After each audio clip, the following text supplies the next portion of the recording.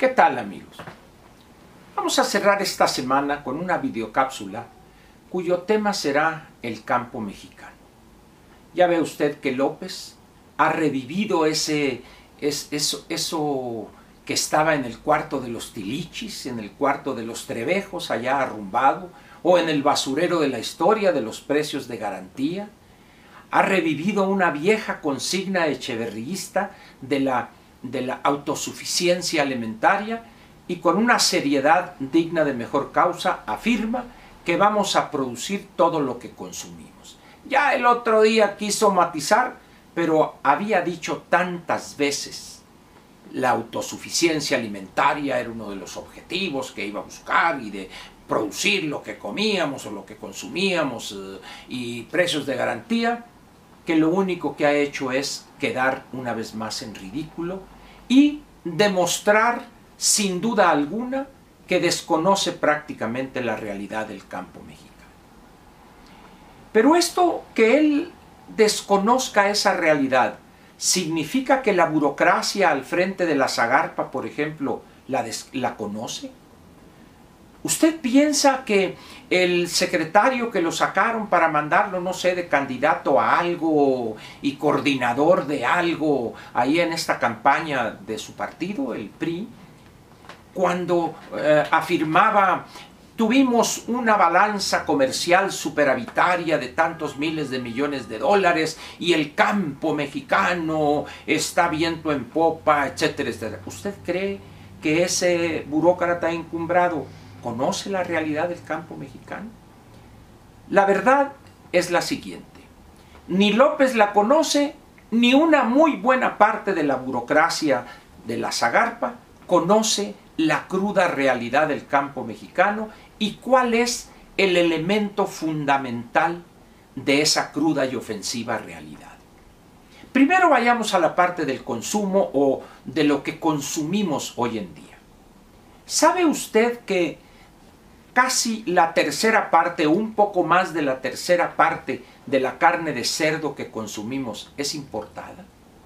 Estamos hablando de un consumo en México probablemente de 1.700.000 toneladas de carne de cerdo.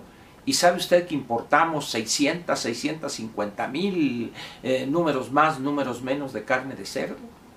¿Sabe usted que importamos una gran cantidad de millones de toneladas de maíz amarillo, utilizado fundamentalmente para cuestiones industriales, pero también para elaborar el alimento balanceado de gallinas ponedoras, de pollos de engorda, de cerdos y de otras especies animales?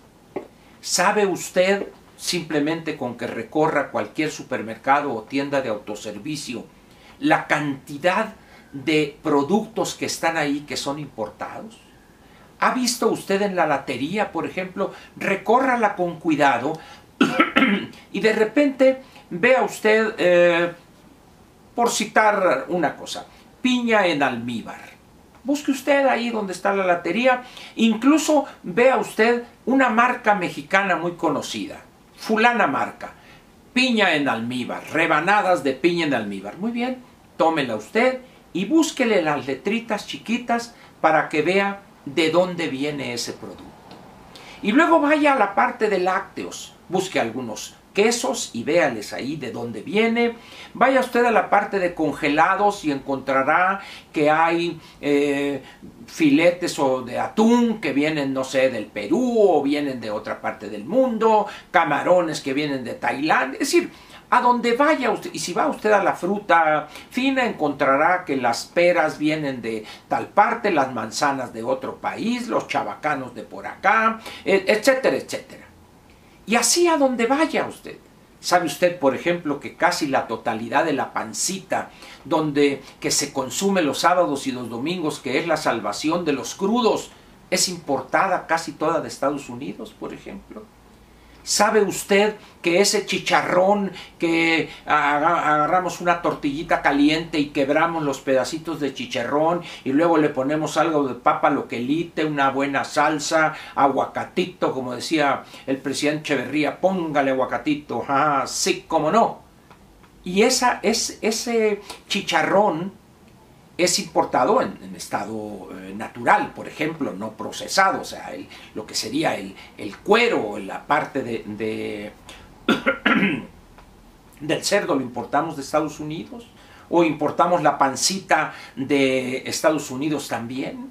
Es decir, la economía mexicana y el consumidor mexicano depende en muy buena parte de lo que importamos, pero eso no es malo. A la par que importamos eso, estamos exportando otras cosas. Ese es el comercio internacional. Hay que producir aquello donde somos eficientes, donde tenemos niveles altos de productividad y con los ingresos que recibe el país podemos pagar aquellas importaciones de productos donde no somos competitivos. Esa es una parte del campo mexicano. Pero hay otra parte lacerante, ofensiva, que es la realidad de 20, 22, 23 millones de mexicanos. Los más pobres entre los más pobres. Esos campesinos o trabajadores del campo que nada tienen salvo su miseria. En algunos casos, algunos ejidatarios en las partes más pobres del país tendrán media hectárea, que equivale a 5,000 metros cuadrados, o un cuarto de hectárea, 2,500 metros cuadrados, que siembran ahí unas cositas de maíz, unos surcos de calabacita, etcétera, para el autoconsumo. El campo mexicano es ese. Esa es la tragedia del campo mexicano. Esos campesinos que acompañaron a Zapata y él montado en su caballo blanco los convocaba a acabar con la opresión de los porfiristas, pues los señores están hoy igual o peor quizá que como estaban antes. ¿Y todo por qué?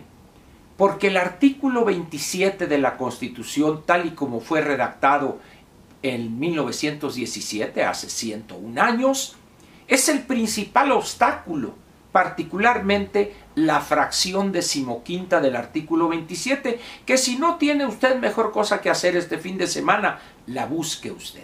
Entre con su computadora en el buscador que guste y ponga usted fracción 15 en números romanos, 15ª, del artículo 27 constitucional, y ahí va a encontrar los límites que se le fijan desde hace 101 años a la propiedad agrícola, ganadera, forestal. Y dice uno, ¿cómo es posible que 100 años después mantengamos eso? ¿Por qué?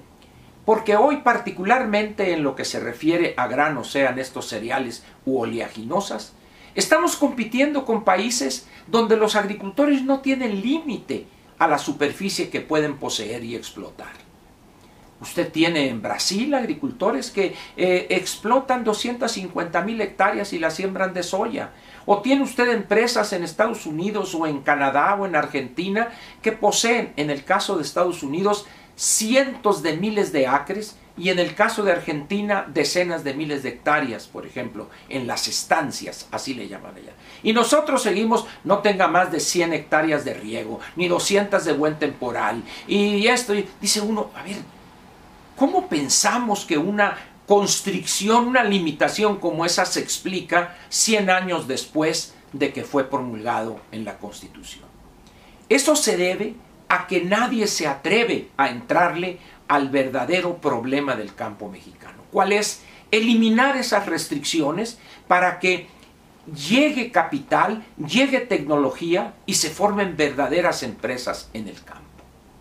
Alguien dirá, es que se van a crear latifundios. Yo le pediría a las personas que dicen eso, que por favor me definan qué es un latifundio.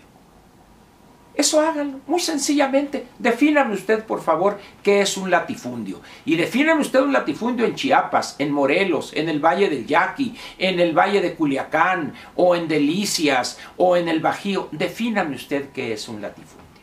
No entienden que ese concepto es un concepto más feudal que capitalista, que es el modelo económico que tenemos en el país. Al final de cuentas, pues, el campo mexicano, la tragedia y desastre que es hoy, es resultado de una reglamentación jurídica absurda, por no decir estúpida, que se ha convertido en el freno principal de la llegada de capital y tecnología al campo. Por eso generamos una cantidad de programas que para llevarles esto, llevarles lo otro, para que se arraiguen, para que no se vengan a las ciudades. Pero eso es porque no queremos entrarle al problema real del campo mexicano. ¿Cuál es este? Un basamento jurídico que se redactó y aprobó para un México de 1917, el cual, por fortuna, ya no está entre nosotros. ¿Se atreverá la clase política en el siguiente gobierno a modificar eso de raíz y liberar de esas trabas al campo mexicano? Yo lo dudo mucho, no sé usted. Pero eso es lo que deberíamos pensar hoy, y no que precios de garantía y autosuficiencia alimentaria, que en el mejor de los casos data de los años 70, esa visión aceda y caduca que plantea López en los años del sexenio echeverrista. Muchas gracias, pues le dejo con esa inquietud y lo espero este domingo con la videocápsula semanal que usted ya conoce. Muchas gracias por su atención.